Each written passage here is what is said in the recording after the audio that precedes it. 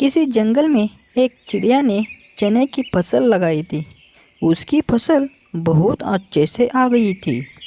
अब उसका एक ही काम था, उस चने के ऊपर उसने ध्यान रखना है कि कोई पंछी उसका फसल चोरी ना कर दे। मम्मा मम्मा चलो घर पे। अब तो हमारी फसल भी अच्छी आ गई है। अब काम खत्म हो गया है तो घर पे चलो। कुकू बेटा, मैं थोड़ा इधर ही रुकूंगी, कहीं कोई पंछी हमारी फसल चोरी ना कर दे।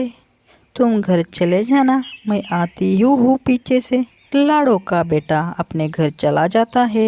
एक पेड़ के ऊपर बैठकर कालू कौवा और गोरी कौवी ये सब देख रहे थे। कालू जी, वो कितना अच्छा चने का फसल है। मैं तो वेट कर रही हूँ ये लाड़ो चिड़िया अपने घर कब चली जाए और मैं उस फसल के चने कब खा लूँ। गोरी, मैं भी तो उसी का इंतजार कर रहा हूँ। मुझे तो बहुत भूख लगी है। तुम रुक जाना, मैं कुछ बहाना करके लाड़ो चिड़िया को यहाँ से भगा लेता हूँ। फिर हम दोनों आराम से चने खाएंगे। कालू कौवा उड़ के जल्दी से लाड़ो चिड़िया के पास चला जाता है। अरे लाड़ो, तुम्हें कुछ पता है क्या?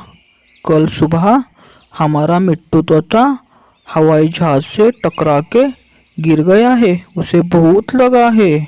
नहीं, ऐसा नहीं हो सकता कालू भैया। हमारा मिट्टू तोता तो बहुत अच्छा है।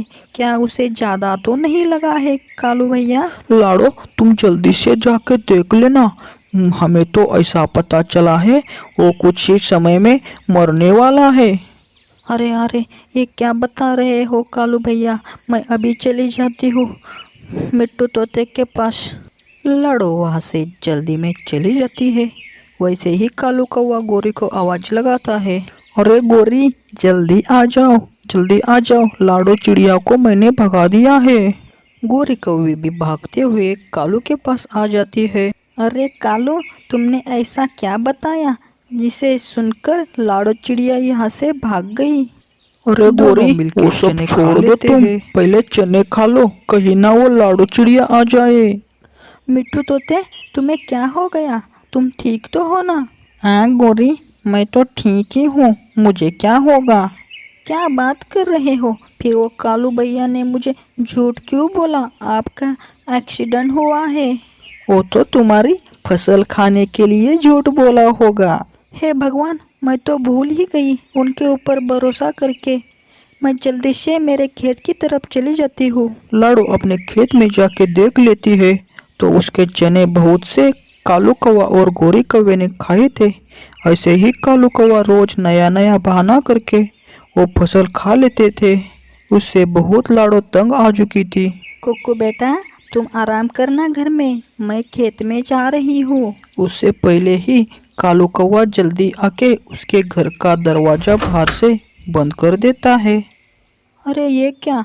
दरवाज़ा किसने बंद किया बाहर से? ये किसने शरारत की होगी? लाड़ो चिड़िया का दरवाज़ा कालू कौवे ने बंद किया होता है।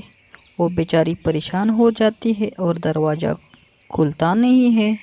कालू जी, क्या आपने चिड़िया के घर का दरवाज़ा बंद किया है ना? हाँ गोरी, मैं तो सुबह ही चला गया था, उसके घर को बाहर से कुंडी लगा दिया और सीधा चने के खेत में आ गया। अब तुम बातें छोड़ो और चने खा लो चने, चिड़िया तो अंदर बंद है। कालू कौवा और गोरी कौवी जी भर के चने की फसल खा लेते हैं। माँ, तुम चिंता मत करना, मैं खिड़की से बाहर जाता हूँ और अपने घर का दरवाजा खोल देता हूँ, तुम निश्चिंत रहो माँ। चिड़िया का बेटा खिड़की से बाहर चला जाता है और घर का दरवाज़ा खोल देता है।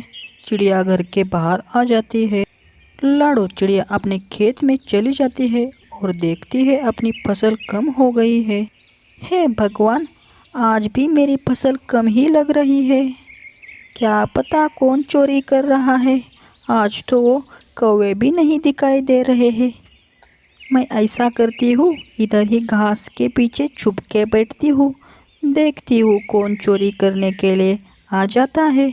लाड़ो उधर ही एक पेड़ के पीछे छुप के बैठती है। हमेशा की तरह कौवा और कौवी लाड़ो के खेत में चने की चोरी करने के लिए आ जाते हैं। कालू जी, आज तो चिड़िया भी नहीं आई है खेत में। आज तो जी भर के चने खा लेंगे हम। बीज बोए चिड़िया, पानी डाले लाडो, और खाना खाए कौवा। ऐसा कहते हुए दोनों चने की फसल खाने लगते हैं। तभी पीछे से लाडो चिड़िया डंडा लेके आ जाती है और दोनों को इतना पीटती है। दुष्ट कौवा, तुम दोबारा मेरी खेती में नहीं आना। मैंने पूरी साल मेहनत की है और तुम लोग मेरे खेत की चोरी कर रहे हो। ऐसा हरगिज नहीं होगा, मैं होने नहीं दूंगी। कालू कौवा और गोरी कौवी वहाँ से रोते रोते भाग जाते हैं।